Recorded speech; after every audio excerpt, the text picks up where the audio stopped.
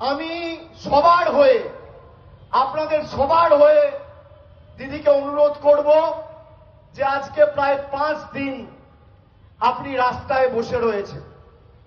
জ্ঞানেশ কুমার এসছিল, হোঁচট খেয়ে লেজ গুটিয়ে পালিয়েছে। বাংলার মানুষের প্রশ্নের জবাব জ্ঞানেশ কুমারের কাছে নেই। অন্যদিকে দেশের সর্বোচ্চ আদালত আমাদের দাবিকে স্বীকৃতি দিয়েছে, মান্যতা দিয়েছে। আপনি আজকে মানুষের উদ্দেশ্যে 2-4 কথা বলে, আমাদের আবেদন থাকবে, নিবেদন থাকবে, আপনি এই কর্মসূচির সমাপ্তি ঘোষণা করুন।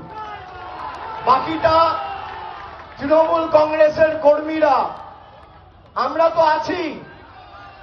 যে বিধানসভায় যাওয়ার প্রয়োজন আমি নিজে যাব, মমতা ব্যানার্জি তো যাবেই। যে অঞ্চলে ঢুকতে বলবেন ঢুকব, যে রাস্তায় গ্রামে হাঁটতে বলবেন হাঁটব। 80,000 বুথে এদের নিঃস্ব করে গণতান্ত্রিকভাবে দেউলিয়া করতে হবে।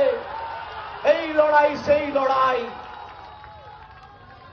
আপনাদের সমর্থন আছে তো? আছে। আমি বক্তব্য দীর্ঘায়িত করব না। আমি দলনেত্রীকে আপনাদের উদ্দেশ্যে কথা বলার জন্য অনুরোধ করব।